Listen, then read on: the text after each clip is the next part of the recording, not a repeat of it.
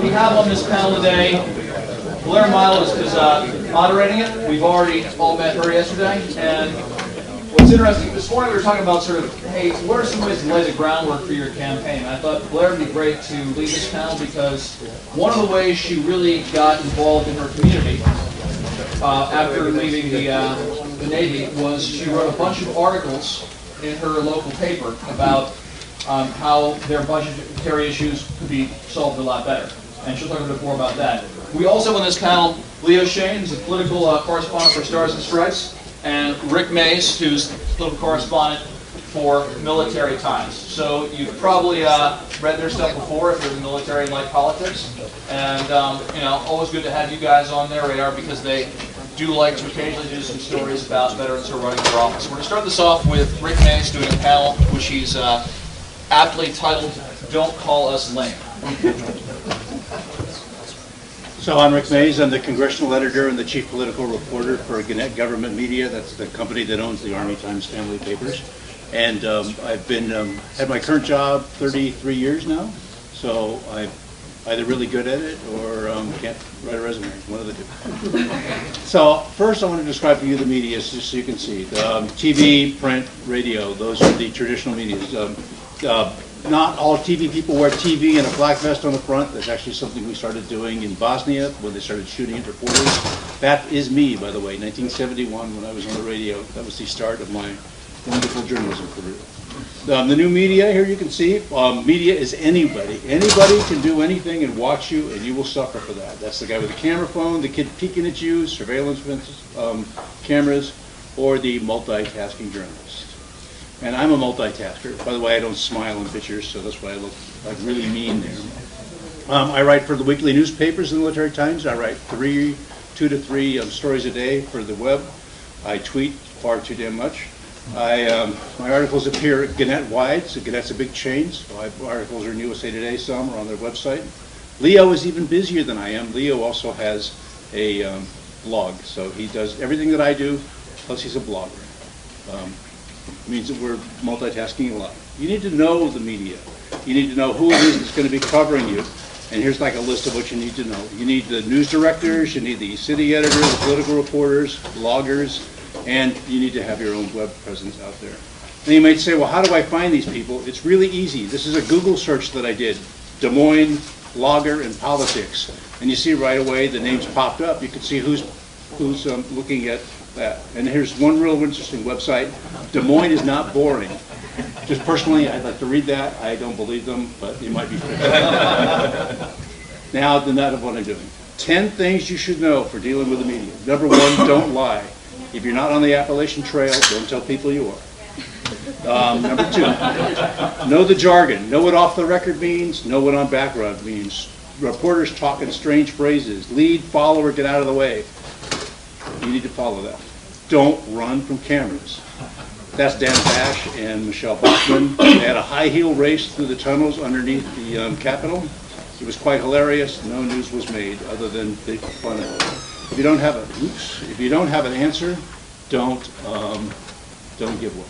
Honor deadlines. If you tell me you're going to comment, comment. Comment on time. Don't quibble about it. If you make a mistake, I'll correct the mistake. But I don't want to have a prolonged argument with you about it. Just, if it's factual things, we'll fix. If it's not factual, don't worry about it. Have a clear message. Yes to carrots. No new taxes. No nukes. A message you can understand. And whatever you do, keep it simple. That's the 59-point Romney economic plan, and I bet you that nobody in this room read it. 59 points. But a pro tip, odd numbers work. If you look at the covers of these magazines, if you're going to have a plan, have it 3 things that you're going to do, or 5 things you're going to do. Odd numbers are fine. 101 things no one tells you about guys, but don't have a 101-point plan. Just use social media. Facebook is old-fashioned. Nobody young's using it. But remember, really young people don't vote. So the people who are on Facebook might be the people that are going to show up and vote for you. And just be careful about social media, too, and what it is that you're doing. I know you had a title yesterday. Look, you know what this is. Just to summarize easily, don't be a wiener, okay? It won't help you. And that's it. That's all that I have. I told you it was going to be real fast. He's going to be mayor of New York. Yeah, I know. That only shows you can make a comeback. It doesn't need anything else. So do you want to talk next, or you want me to talk next, or? Sure. I can talk just a little bit on how I ended up, I guess, what began my political career, even though I didn't know that it was going to be the beginning of my political career at the time. I touched on it briefly yesterday on the panel that I became interested in what was going on in my hometown because they were essentially bankrupt, and I decided to try and just use my time towards something productive. And so I met with a number of local elected leaders and just kind of interested parties, folks that would have some information about what had created this situation. And from meeting with them then, and when I embarked upon this, I didn't necessarily know where any of this was going to lead. I thought, I'll just try and be helpful and figure out where that means I need to do something. And I ultimately, after talking with a number of these folks, I realized that a lot of the electorate doesn't know this. They haven't had it explained to them in a way that they could process or understand or realize how it actually impacts them. And what the initial problem had been was a very kind of technical issue in that the county, who is the taxing body in LaPorte County, had a disagreement from the county auditor and the county assessor on how they were going to collect property taxes, or how they were going to assess property taxes. And instead of going through the traditional deliberation process, if you disagree about this, they filed lawsuits against one another. The county then couldn't collect certified tax bills because they had to issue provisional tax bills, and this led to that people quit paying their taxes because they were only being issued provisional tax bills. So I ended up writing a series of articles explaining why people should pay their taxes, and even though that there hadn't been financial ramifications against them just yet, because the county couldn't say you owe X amount of dollars in a certified statement, that the penalties would still be applied to those situations, and ultimately that's going to catch up with you. And I broke it down into this is what it could end up costing each individual household, and just trying to make the argument of why it's in their best interest to pay their taxes. Not to mention that the different subunits of government were not having the amount of money that they needed to be able to operate their budgets. So that then for just one case in point was the city of LaPorte ended up having to borrow money to be able to operate the city government, and we've now borrowed a little over $700,000 that, well, we've borrowed more money than that. We've paid over $700,000 in interest. So that's $700,000 of taxpayer money that went to nothing, simply because the county officials couldn't work this out. So I used the media to try and just get the information out to folks on what it is that they could be doing to help the situation. And then that was what ended up launching my political career, even though at the time I just was trying to be helpful. And so it's a very powerful tool, and there's people that are looking to have the information to understand how it impacts them. Why does it make a difference in their life? And so I guess that's a little bit of my background, and then I will turn it over to Leo. Yeah, and I think one of the things I wanted to talk about, and it builds off of what Blair was saying, was we've done a couple of these, and I get an impression that a lot of folks are there's a healthy, unhealthy fear of the media out there. There's this perception that it's a one-way street. We're going to come up with whatever stories we want. We're going to come after you. We're going to beat you up, and we're going to write something. And that's not the case. I'm sure there are some small papers out there that do that, but some days, there are a lot of avenues for you as a candidate to engage with the local media from you initiating it, if it's something like writing the op-eds, if it's reaching out, if it's saying, hey, what can I weigh in on? What kind of stories are you working on? Is there something that can help with the candidacy? You don't have to wait for the news cameras and the reporters to show up at your front door because of something terrible happening. You should be engaging with what the local outlets are, and especially for a lot of you with the races you're going to be in, it's the local outlets that are going to be important. Rick and I are writing national stories.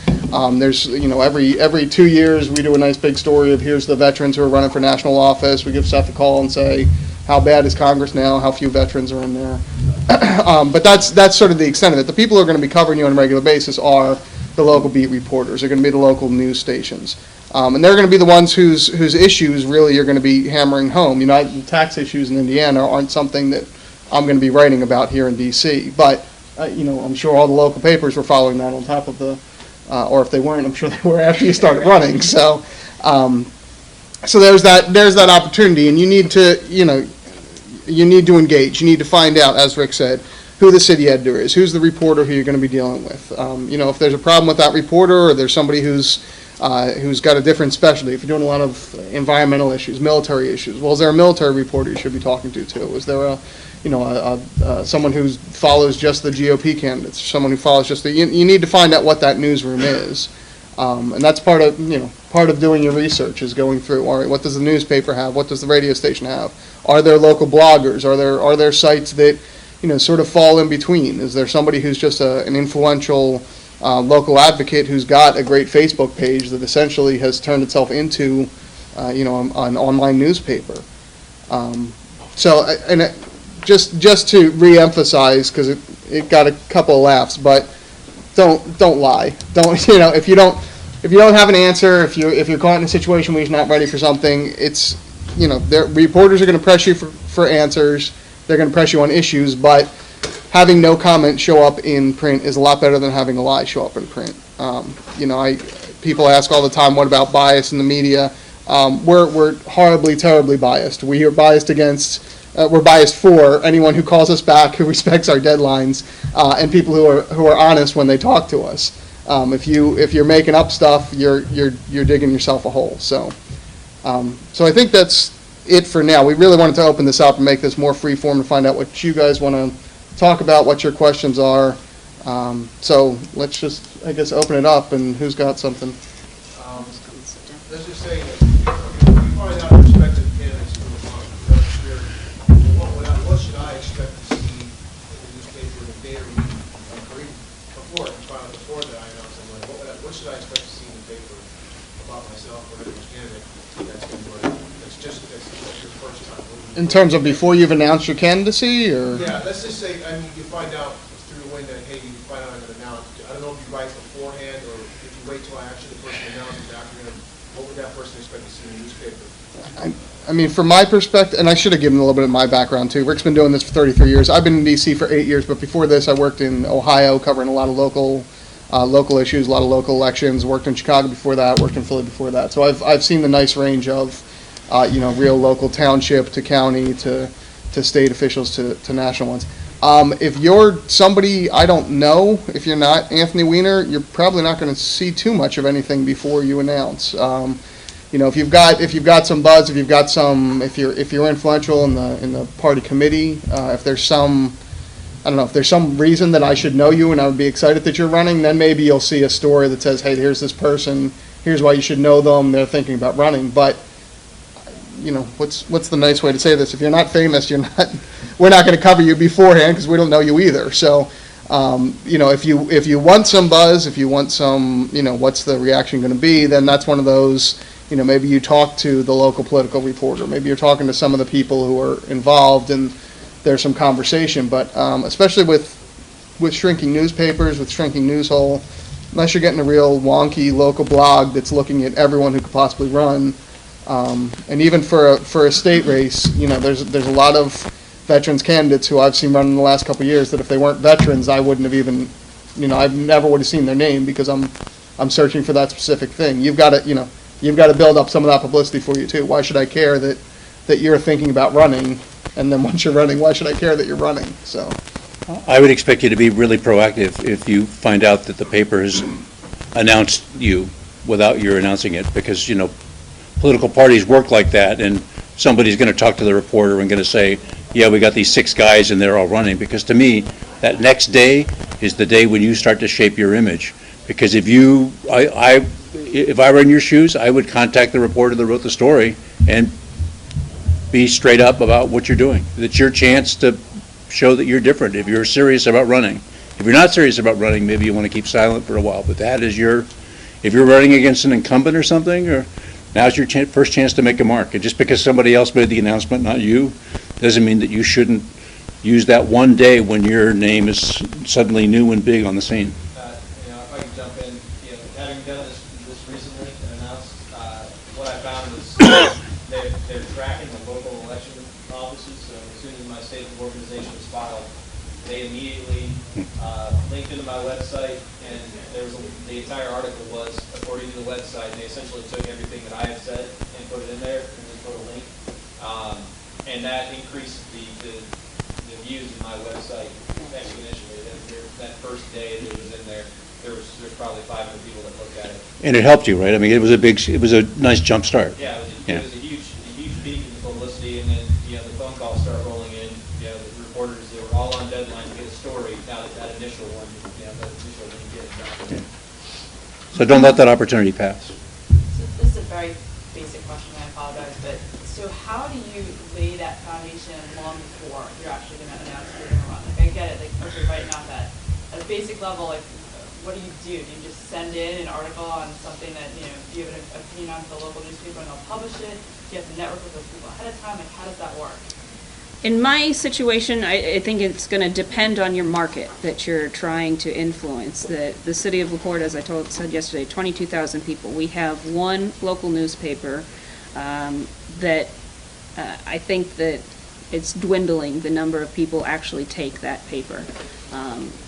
And then we have a regional paper, the South Bend Tribune, that some folks take. And so when I decided to start writing the op-eds, it wasn't hard for me to get into the LaPorte Herald-Argus to ask them, hey, I want to submit some articles. I've been doing some research. And then the first time I presented them with something that they say that I didn't write it in crayon, and actually was full sentences, that this is something reasonable. I write in crayon, so. We get quite a few letters. We'll call it grease during pencil, but Christmas, yeah. That this was something worth taking serious, then it wasn't that hard to get them to print that. It's the LaPorte Herald-Argus, and so I routinely get phone calls from them after something has happened because they didn't feel like attending a meeting or something, and I just help them out. So, I mean, I love having a hometown newspaper, but they're not, Bob Woodward that's going to come knocking on the door all the time. So that kind of a market, it's fairly easy to get them something because they're always looking for a story. If South Bend Tribune, it's going to be a little harder, and you're going to need to establish a relationship with somebody and give them reason for why they should consider this. Some papers limit you on how many you can write. It really depends on the paper and how busy and active the op-ed section and the letters to the editor are. But a well thought out letter to the editor on something current is the best way to get in there. But find out from them before you submit that first letter what their rule is, because if they only take one a month from you or one every 6 months from you, papers have started to do that to stop cranks, which we have like crank letter to the editor writers who write every day another letter, and really it would stop being amusing after probably the second one. So you need to know, because you don't want to shoot your whole wad with the first letter.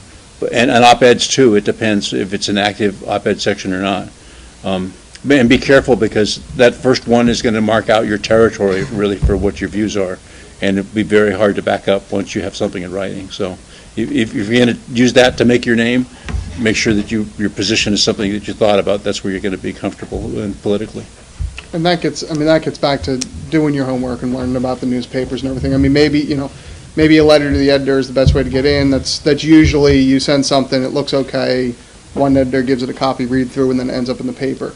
If you contact them and you say, hey, I'm thinking about a guest column, there's something that, I'm an expert on this community, would you be interested in once every 2 weeks or once every month, me writing something on this? Then that's another avenue. Again, depending on the paper, if you're calling up Military Times, probably not, but if you're calling up the Bowie Blade News or the small paper in town, they've got shrinking budgets, they've got shrinking reporter numbers. They may say, yeah, you know what, we'd love to have that perspective, and you can bring it on a certain level. I mean, we don't even run op-eds anymore, and a lot of other papers have stopped running them just because it's a space that wasn't, the world's filled with people with opinion on blogs, and they don't nobody's buying the newspaper to Well, read but- opinions. And then there's that too. I mean, we run national op-eds. We'll take Dallas Morning News or Philly Inquirers and run their stuff. But I get quite a few veterans groups that'll reach out to me and say, hey, we're talking about this, we're doing this, and I can put up essentially an op-ed for them on our blog. Now, it's not going in all of our platforms, it's not going in print, but it's something where, they get a chance to get some of our readership. We feel like they're bringing some sort of expertise to that matter. There may be opportunities like that depending on the website. There may be a place that, there's a lot of websites that just sort of have free form, anybody comment, put what you want in there. So you've got to look, you got to see what are the opportunities there. Is there a way to sort of stake myself out as an expert, as an influencer on this, and what are going to be the best opportunities. It may be that just having a blog on your campaign website. You're talking before you're running the campaign, but when you get on the campaign website, it may be that the blog is the best place for you to get those sort of things, and if you can get some traffic on there, that does it. But in terms of years ahead, I mean, as you're getting your feet wet, as you're figuring out what you're good at, maybe you start calling up the local paper and say, hey, I see you haven't done a lot of stories on the local township meetings. Can I talk to a reporter about that and give them some ideas of things I'm seeing? Can I talk to a city editor about why I think this is important to cover, and by the way, why I think I'm somebody you should be calling and quoting on this? It doesn't. We're humans. We're here. We want to do stories. We want to find out what's going on in the community, and sometimes there are blind spots to any paper. So just the best thing I can tell you is to call up, get somebody on the phone, hopefully not at 4 p.m. or noon. Find out when their deadlines are, and don't call 5 minutes before that. Call when things are calm, usually in the morning, and just see if you can talk. See if you can just find out how that paper works. And once you really learn how a smaller paper works, a medium-sized paper, you start to get the general idea of, okay, here's what their deadlines are. Here's how the reporters put together stories. Here's how other columns get in there, and here's who these people are. You have spoken about trying to get into the local paper for publicity, but seeing how you work with Military Times, Mr. Mays, and Mr. Shane, you work with Stars and Stripes, do candidates or possible candidates have a chance of trying to get into the military paper for an interview or a news brief or anything, or is that, You want to go first? I have used some candidates. It really depends on their position. It has to be something that people who buy the Army Times are going to want to care about. So it's a different bar than what you're going to have for the local election. It would have to be some reason that you're running and something that you're doing that makes you different and newsworthy. Leo likes to do stories about here's all the veterans running this year. I really don't do them very often. I like to. I just keep doing it. At the hammer on the head thing. But it is possible. I have done some. If you've taken a position that's going to, that if you got elected to a national office would make a difference, it would. But if you're running for a local office, honestly, I'm not going to pay any. I'm not going to pay attention. Yeah, I mean, same thing. National office, we're talking, again, I've done some of those stories. We've done, hey, here's what we're hearing. Especially more in like 2008, we did a handful of stories that were, hey, here's veterans candidates running at various places around the country, and here's how Iraq is coming into the picture. Here's how military service is coming into the picture. I'm sure we'll start doing some that are, hey, here's veterans running and what's going on with veterans on national level. How does that get brought into the local office? But like Rick said, I don't care that you're a candidate in Wyoming. Like that doesn't matter to me. I don't know how many Wyoming readers I have. The local papers care that you're from Wyoming, and then everything flows from there. So. And in fact, probably would be a scandal story that I'd write about, so you probably don't want me to be writing about it. Yeah, that's the other thing. I mean, if there's a national trend, you might get in on that, but more likely the national media is coming in when there's... a veteran lying about having a, Medal of Honor or something, Yeah. Running for a political or office, that saying would that be the they- time that I would pay attention to a local race. Saying they served in So you don't Iraq want to and hear, didn't. you don't want to hear from me, so. Yeah. Why is it that you pay attention to that? Sell papers or that? What? Well, because it's unusual, because it's, again, I mean, there's all of you in here, all of you could have that local veteran running for office story. If one of you screws up terribly, that's unique. The rest of you, it's the same story over and over. So there's an element of, there's an element of what's, there's an element of what do I want to read, what's sensational. But there's also an element of, I know you think your race is unique, but from where I'm sitting, I'm seeing dozens upon dozens and dozens of the same stories. So And if I can't write all of them, why am I writing yours? What's going to be interesting? What's going to stick out to my readers?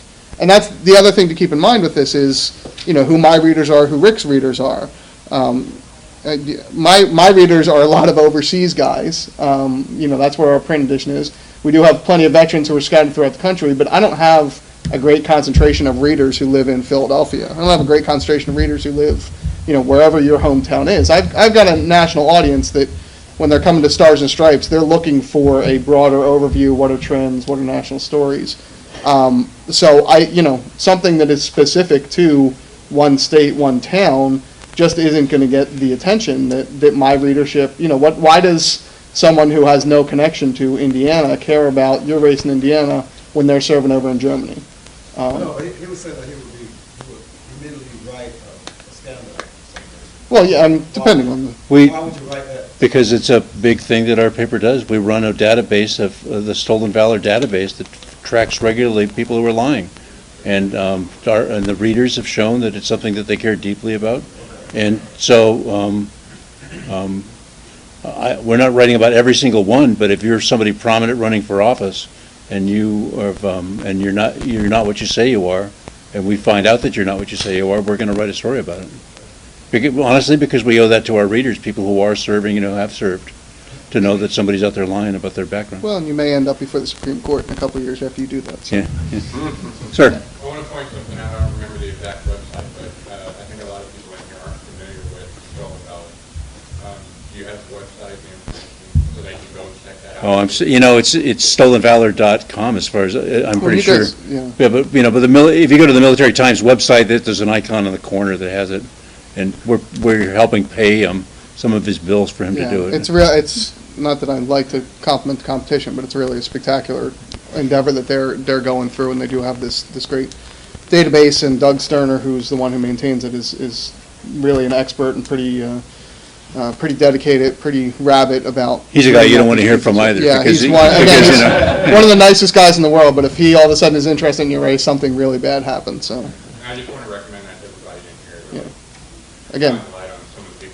Well, somebody who's running against you too, so it's worth investigating if he says he's one of. And it happens. There are people without military service who run and don't. This gets back to the don't lie. You will be found out. It might be right after the election. It might be right before, but it's not going to be good when you get found out. So. Now, is it true that prosecuting? They are prosecuting some, yes. Yeah, but remember the law got struck down in the Supreme Court, and now it's so they're making another try at it, where the new threshold will be did you profit from your lie? You can lie as long as you don't profit, and that legislation still hasn't passed. It's still pending. Sir, sorry. Yeah, question for Mayor. Did you seek endorsements from newspapers, your local newspapers, or other newspapers? If you did, how that played into your campaign strategy, and then for the gentleman, I know you guys give newspapers because you don't do endorsements, but from a general media perspective, talk a little about how those endorsements come about. I did not specifically seek an endorsement because the LaPorte Herald-Argus is traditionally a very Democratic-leaning paper, and they've been very open about that. And so I guess I figured there are other areas where I can focus my energy. That being said, they were still very fair with what I was trying to put out as far as information. And I think that we still had a balanced relationship throughout the campaign. I don't know if they can maybe talk a little bit more to trying to seek an endorsement, because that wasn't necessarily something that we tried to pursue. It's going to be a Democrat paper or a Republican newspaper almost always. There's very few that are switching in between, and it's going to be based on ownership, not on anything else. It's almost always a decision decided in the front office, certainly not by the people in the newsroom. Nobody's ever asked me in any of the papers I've ever worked for what my opinion was about who they ought to endorse. But I think that the endorsement helps, I think, in close cases.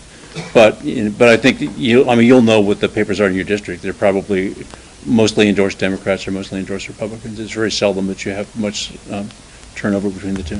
Yeah, and I feel like papers are starting to get away from that more and more. It's just we'll do our coverage, we'll make it as fair as possible, and then if there's an issue, maybe we'll weigh in on it. But some papers still do, and we don't. Neither of our papers would weigh in on that sort of thing. But But again, it's it's good to know. It's good to find out what the process is. A lot of times, it's coming in, meeting with some folks, editorial board. They sort of know your background. They've done the research on that, and they develop it from there. At the very least, you're not going to be blindsided if you don't. if they're going to endorse the other guy, at least you'll get a sense of it then. But getting back to what Blair said, there's also the larger coverage. I mean, that's one day. That's what they'll put out an editorial one day that says, here's who we endorse and here's why. But there should be plenty of other opportunities to be getting your views into news stories. Should be plenty of other times you're getting. And a lot of papers still run their candidate questionnaires, which is one of the easiest things that I can see a candidate doing. Just filling out. You get to say whatever. You get they usually put that out the week before the election. People have that, and I'm sort of astounded when I see candidates who don't do that. But if you notice the local paper only covering the other guy, that's your time to call the news director and say, hey, what about me? That's a legitimate thing to complain to them about. And I think this speaks to, from a candidate perspective, that you should have a media plan of some sort, and as the gentleman discussed, that know your market and do your research ahead of time, and if that's not necessarily your bailiwick, then talk with someone who is a little more familiar with understanding media markets and know what's going to resonate with voters. That, as we talked about the social media and Facebook, that while younger folks aren't using Facebook as much, that it's still a huge campaign tool because the older folks that are using Facebook are typically the voters. And that's been a huge resource that's been available. It was available during my campaign, and why I kept my Facebook page as my own personal page when I took office is so that I could still continue to dialogue with those individuals. So know your market, know the demographics of your area so that you know which methods you want to target, whether you're using print or social or online or TV ads, those kinds of things. Did you switch from, you said you still kept your personal, but did you have an official campaign page? And then also, once you became mayor, did you have a Facebook page for the mayor office? And then did you do any of Twitter, Tumblr, Pinterest? Did you create them, did you have them before, or did you create them as I need to get as many social media platforms as possible to sort of saturate the market? Sure. I created a Blair Milo public page during the campaign, and that's all it was Blair Milo. It's Facebook? Facebook, yes. And during the campaign, I would talk about places that I was going to go, things I was interested in. I specifically kept it as my personal page, and I have made sure to routinely tell the people on my page that it is my personal page, because I don't want it to be seen as a function of government. That there are a lot of rules and regulations that come with being an official government site of some sort, a lot of which has not been worked out in the legal arena. And so I wanted to keep my Facebook page as my personal page so that then I had a little more control over the kind of discussion that was happening on the page, that if people get really out of line, then I can remove those posts. Whereas if you're an official government page, then there are FOIA requirements for keeping all of the history for things that get put on there. Whereas I have specifically said, this is my personal page. If you have a request that you need something seen to, please contact my office, please contact whatever department. This is not the forum to do this. It also has allowed me to talk about various different things that may not necessarily be pertinent always to the mayor's office, which I think has driven more folks to the page. That I have, I think, around almost 3,600 folks that have actually liked the page, which when you have around 22,000 as your population, that's fairly good odds of folks that are keeping track of this. And a number of people across the city have said that they'll go to my page to get more information about what's happening, even though it's still my personal page, because I try and touch on things that would be just general interest, that I find to be general interest, that may not necessarily be just out of the mayor's office. I happen to be the mayor, so I happen to have some information about, this is what I'm doing at my job, or something that I found out at my job, but that's. Pretty savvy, I think, too. That gives people a sense of a personal touch. They're actually communicating with the mayor, not Exactly. somebody that's assigned to manage that page. Exactly. And it can be time consuming, but I think that it's allowed me a lot of different opportunities, so too. Is it a public figure page or just a regular Facebook? It's just a public site, and so what I have on there, the name on there is Blair Milo, and then since on any page you can list what your job is, I have that I'm a government official, but it doesn't say mayor of LaPorte. But it's not a business site. Yeah. It's, no. I think that's what your question was, because, yeah. The difference is on Facebook, is the individual page, which typically has to be a real person, and is a fan page. There's a fan page. And they're different, and You can like the fan page. Right. Yeah. well, your ability to get into somebody's newsfeed in Facebook is influenced by which Yeah. far more likely to stay in somebody's newsfeed based on their relevance algorithm if you're a real person. But the question, I guess, is, but you still had a separate page than your personal Blair Milo, because you said they had to like you, so it was some sort of fan page. Larry, you had, Right. you're speaking specifically about your Facebook identity. Yes. It's not whether you have a web page or BlairMilo.com or something. Right, Correct? right. I had a separate website and everything like that then was a campaign website, and there's still now a city website. And we've been trying to redo the city website, and in redoing that, the web designers have talked about linking, that if you make a change on the city website, that it'll automatically change your Facebook site, your social media site. I am not doing that, because it's not an official government page. It makes it more labor intensive for me, but there's that separation there. Then why would you actually create a fan page and not just use a regular page? You mean a personal page? So, I'm sorry, I work in this space.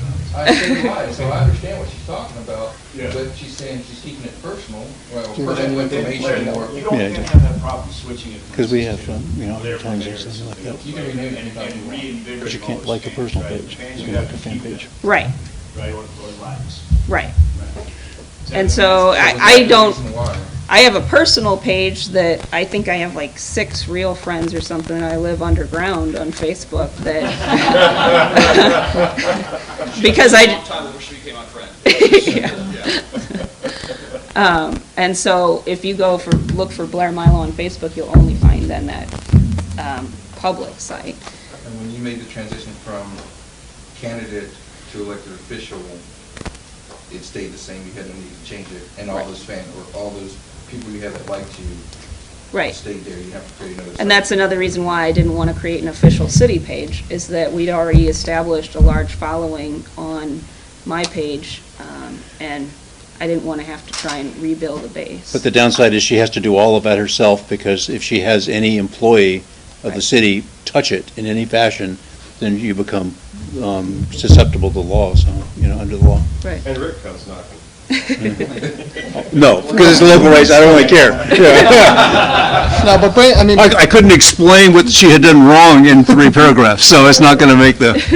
But bring it back around to the social media aspect, and what pages do you need? I mean, that's part of putting together your plan. I mean, I'll tell you, we've got our Facebook page, we've got all the, we'll link to certain things, and there's certain policies and everything. I don't understand Facebook even a little bit. I spend half of my life on Twitter, but I don't. So, if the reporters or the papers in your district, are dealing primarily in one social media, or the bloggers or whatever, I mean, you've got to find out what's going to work in that space. And this is a lot of, Blair created it from scratch and has got her own thing going there, but what's gonna be easiest to link to the local media? What's gonna get picked up? What are they watching? What are they looking for? I mean, if that, even though my beat now, if people put things up on Facebook, I need someone on my staff to tell me, hey, by the way, VA just posted this on Facebook, because I'll see it on Twitter, but not there. So, so just knowledge of what the reporters, what the papers are. Can I add one more Facebook specific thing? So there's a limit on Facebook of 5,000 friends. So the assumption is that nobody in the world probably has more than 5,000 people in Facebook. So if you're in a place with fairly high density, you'll hit that limit which probably better not to worry about. But if you're in a metropolitan market, that's an issue if you decide to go that route. So a fan page, a personal page, 5,000. I guess maybe let's beat this dead horse a little bit more on the Facebook. Larry, when you announced your candidacy and you had people on your Facebook page, you posted hey, go to I'm now a candidate for mayor, go to my other website, the .com website to donate. Did you get a good transition off of your Facebook, and then did that lead to fundraising? Well, we created my Facebook site probably middle of the campaign, actually. We probably should have had it up at the very beginning, but we didn't. And so when I started it, then I just tried getting the word out at all the various functions that I was at, and then included the little icon on my literature that I would hand out to folks. But that was probably more of it and also why I ended up having to live underground, that I did have a normal person Facebook page before, and then I sent stuff out and told folks that I was running for office, and then it came to a point that all these folks wanted to try and friend me on my personal page. I didn't have any clue who these people were, and so I didn't want to have to deal with all that, and so I sent out a message saying at that point I can't handle all these different sources of requests coming in, that there are all different ways of trying to contact me, so I'm giving up this page. Sorry, friends, if this is the only medium that we talk on, but I guess we weren't that close anyway. Just to disagree with you on one thing, normal person and Facebook really don't have anything to do with each other. Ma'am, you have another question? Just said not all folks on Facebook are normal people. Thank you. This question is for the mayor. You said you started your political career through writing articles for your paper. I'm wondering if you continue to write, do you write any articles, or any commentary as a mayor? Do you continue to write? Mhm. Did you blog? Do you have a blog? What do you do now? Well, I keep the Facebook page, and every once in a while I'll get on a tangent about something, and there'll be a larger post. But I continue to work with the media in our area, and that we have some very positive directed news organizations that are trying to promote having more positive stories, and so that's where I'll submit some interest articles on what's going right in LaPorte. There's a regional newspaper that they wanted to do articles on what's right in the region, and I'll send them periodic updates on various things that we have going. We have an online newspaper that is, they wanted to just kind of allow me the opportunity to, I guess, pontificate on various things that I find of note. That's probably because of the relationship that I've developed with these individuals, and they know that I'm not going to send them something that's not worth them posting. So I think those are some of the larger articles that every once in a while I'll have kind of just an opinion piece that I'll send out. Before we move on to other questions, I actually have a question that I wanted to offer to these two gentlemen, because it's something that I struggle with. I think that everybody would struggle with. In this age of new media and social media, where everyone's become a journalist of some sort, how do you deal with the challenges of the inaccurate information that once it's out there, it's there, and once it's on Facebook, it must be true? So how do you mitigate the challenges that come with the access to stories and things like that? I mean, from our perspective, if we see, and I've done plenty of stories where there's some idea out there, there's some narrative out there that's wrong, and I can prove it's wrong. We'll do a story, we'll do something. Now, the ones I'm thinking of aren't really political campaigns as much as just factual errors. A viral video goes out and it looks like it's a Marine throwing a puppy over the side of a cliff. Is that true or is it not? So we had that one. That was an actual thing. So it was bad. So, I mean, there are opportunities to do that, but in terms, I mean, when you get into politics, there's some shades of gray. So are you thinking more along the lines of somebody twisting your position, or somebody just straight up lying and saying that there's... Well, let's go with just straight up lying, that, Yeah, I mean, I think that's a case where, especially if you see it show up in print somewhere, you call up, you say, look, this is wrong, here's why it's wrong, I want a correction, I want another story. right. But, you know, if it's something that is getting spread around on social media, I mean, you know, it's tough to knock it down. You do what you can. You know, maybe that's a place where you call in the media, say, hey, this is something that keeps getting out there, I think people believe it, and I think it's worth a story to set this straight because it's hurting my campaign. You know, it's a selfish reason, but if it's risen to that level, maybe it's worth that.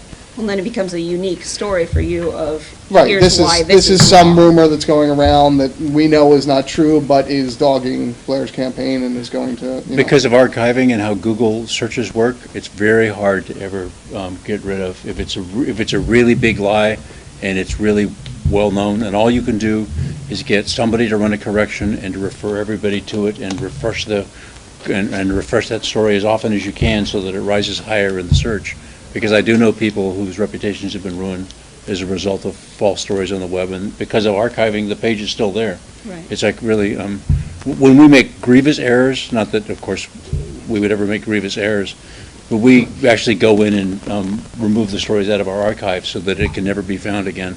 So some of you might be able to find the link, but can't find the story. If it was such a dramatic thing that would hurt somebody. I don't think that all news organizations do that. I'm pretty sure that local bloggers don't do that. But that's the kind of thing that you ask for. You ask for the, you know, for the story to be eliminated if it's really bad. And the trouble with a blogger is that they have no responsibility or no one to answer to, so you can't necessarily make them correct it. Yeah, I mean, that's the, you know, if the mistake is from a local news organization, you can demand a correction. You can go to them. There is a set of ethics that we all run by, but if it is... Well, and bosses we answer to, so, you know, Yeah, if so- you're not happy with me, you can always call my But boss. if it's a local blogger, if it's just somebody, you know, a party activist on the site that just is spreading rumors, then, you know, you can't necessarily demand a correction from them. You can try and knock it down, you can see, but if they're just more popular than you, you know, it might be going on. So those are the cases where, you know, you need to be aggressive, you need to catch it ahead of time, you need to use your site. What can we say? How can we knock this down? What, you know, who else is saying this? Let's go to them directly and say, how do we, you know, hey, you have this up on your Facebook page.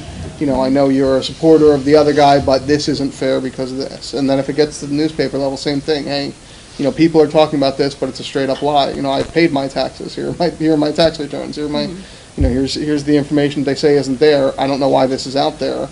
And, you know, just try and take control the best you can.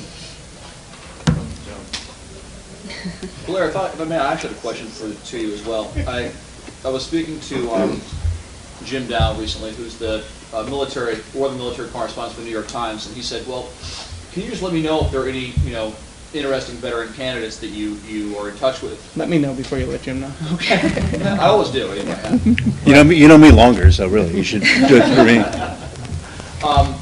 You guys actually print my stuff, so I'll definitely call you first. Yeah, okay. But when I thought about what's that mean, I was thinking, who are the people that people think of as veteran candidates? It was like Nick Popadish, who, you know, the gummy with the eye patch, who ran in San Diego, and people who like that who you kind of think of as, you know, veteran candidates, so people who you put that, it's kind of their entire story.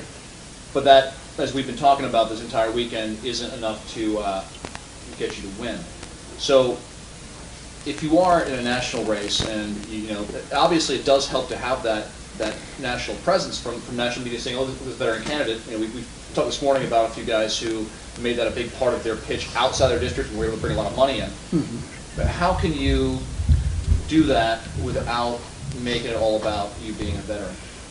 Well, that was the trouble that Tammy Duckworth faced, you know, where, you know, remember she lost the first time, and the second time, her being a veteran was what she was attacked for, because, you know, the guy kept saying, oh, but you just keep mentioning you're a veteran, you don't do anything else. So it's a tough thing to do. But you can use your position as a veteran to take positions that are going to get you into the news legitimately. I mean, if you're a veteran, you served in Iraq or Afghanistan, you have something to say about Iraq or Afghanistan that makes you ahead of a candidate who was never there before. So you have a opportunity there to say something to make national news of it. But really, what a terrible stereotype to pick the iconic veteran with the eye patch and decide he's the one guy to write about. I mean, you would never catch me doing that. You know, that's like, in the first place, just because of the readers of my paper, they would chew me up alive for doing anything like that.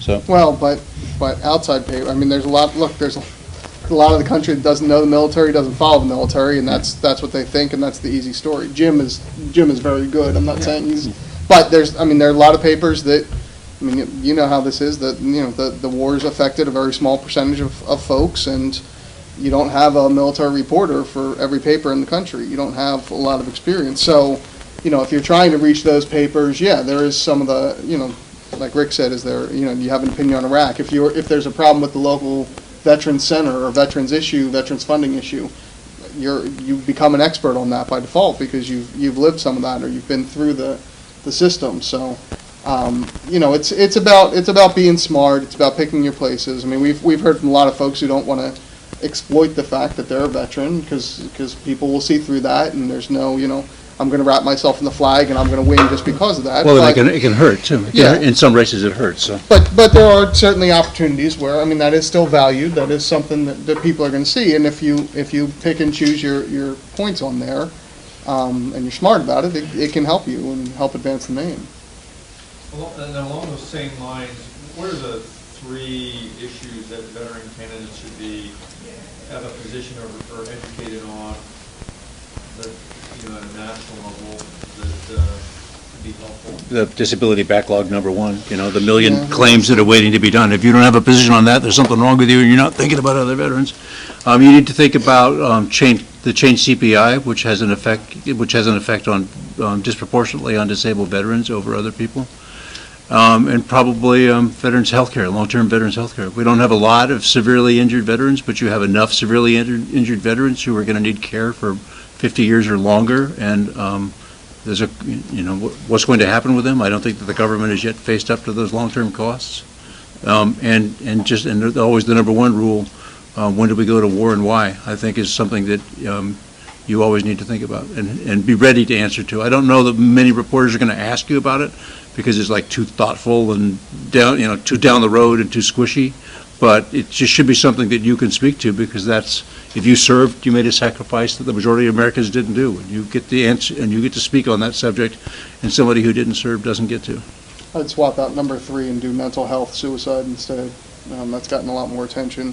I don't know it's necessarily more important, but it's one that you're more likely to get from national media, something that they're more likely to bring up. You know, how do we fix this? How do we deal with PTSD, TBI? And I would add one more, not that I'm an expert on this, but it's an issue that's really near and dear to my heart, because I sit on an advisory board at George Mason, and what we find is education for the veteran population, and the way that the GI Bill actually works, where now you have people who have families that don't get paid for 3 or 4 months after they get out of the service.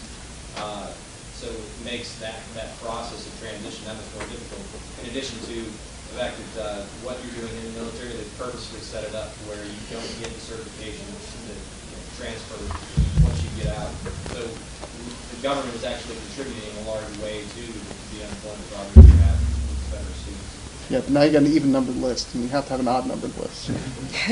That's why that's number 3. Yeah. All right. What about the military justice system? You know, that's been in the news as far as, is that something that? I don't know how. I mean, that's again. Well, That's you're talking about sensational, commissions. but- Do you take terrorists before military commission? The court-martial, what happened with the sexual assault case? Yeah, with the Wilkerson case. Well, I'm not sure what the other side is to the sexual assault case. I mean, sexual assault is bad in the military, and I don't know anybody who's going to justify it. So, and probably most likely, you don't defend a 3-star general overturning a jury conviction because he didn't believe it. You know, Well, I mean, that's, and this is- if you have a different position, I would be happy to write a story about your position. So. That's part of it. I mean, what are you going to bring to that? How's that going to help your campaign? So if you're going to make overturning military commissions, part of your campaign, great. I mean, talk about that and go with it. But I don't know how many votes you're going to get off of that versus something like, hey, chain CPI really seems like a disaster. But you'd have a long conversation with a couple lawyers who would be entertained. But really, it's like a really pretty esoteric subject. So.